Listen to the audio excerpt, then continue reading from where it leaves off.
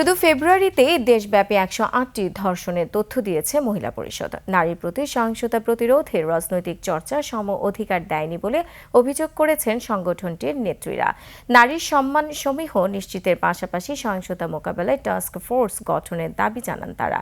দেশব্যাপী ক্রমবর্ধমান নারী ও কন্যা শিশু ধর্ষণ, হত্যা, সহিংসতা প্রতিরোধে মানববন্ধনে প্রতিবাদে জানায় মহিলা পরিষদ। আদিত্য মামুনের রিপোর্ট। শিয়া বাটার ও ভিটামিন ই সমৃদ্ধ লিলি বিউটি সোপ, তারুণ্যময় উজ্জ্বল ত্বকের জন্য।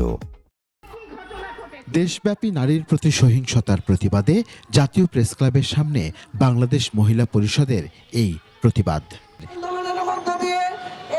নারী ও শিশুদের প্রতি নিষ্ঠুরতা, হত্যা, ধর্ষণের শাস্তির জন্য আইনি সীমাবদ্ধতা এবং সমাজপতিদের সালিসি ব্যবস্থাকে দায়ী করেন বক্তারা। হিংসা, মারামারি মানুষ যেন প্রতিহত করে সেই পরিবেশ তৈরি করার নিশ্চয়তা করে দিতে হবে। ধর্ষণ, দলবদ্ধ ধর্ষণ এবং প্রতিদিনের এই আতঙ্কের মধ্যে আমরা আর বেঁচে থাকতে চাই না। সামাজিক দৃষ্টিভঙ্গির পরিবর্তন, পরিবারে, শিক্ষা প্রতিষ্ঠানে ও কর্মক্ষেত্রে সমমর্যাদার পাশাপাশি সহিংসতা প্রতিরোধে সোচ্চার হওয়ার তাগিদ দেন তারা। ঘরে বাহিরে কোথাও আমাদের মেয়েদের নিরাপত্তা নেই। 5 জনকে ধর্ষণের পর হত্যা করা হয়েছে, ধর্ষণ চেষ্টা করা হয়েছে আরো 12 জনকে। এত সংখ্যা মাত্র। পিতৃতান্ত্রিক দৃষ্টিভঙ্গির কারণে ধর্ষক, হত্যাকারীদের দৃষ্টান্তমূলক শাস্তি নিশ্চিতে রাজনৈতিক চর্চা জোরালো করার আহ্বান নেত্রীদের।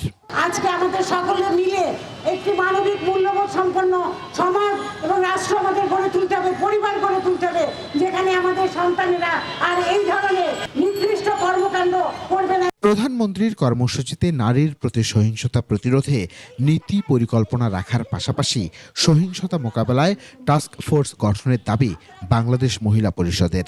নারীর প্রতি সহিংসতা, সমাজের অপরাধ নির্মূলের জন্য, সহিংসতার প্রতিরোধের জন্য শূন্য সহিংসতা নীতি অনুসরণ করে স্বরাষ্ট্রমন্ত্রীর অধীনে একটা টাস্ক ফোর্স ঘোষণা করা হোক নারীর প্রতি সহিংসতা প্রতিরোধের জন্য।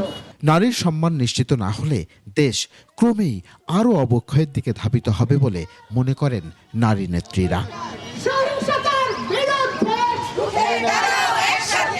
আদিত্য মামুন, 21 টেলিভিশন, ঢাকা।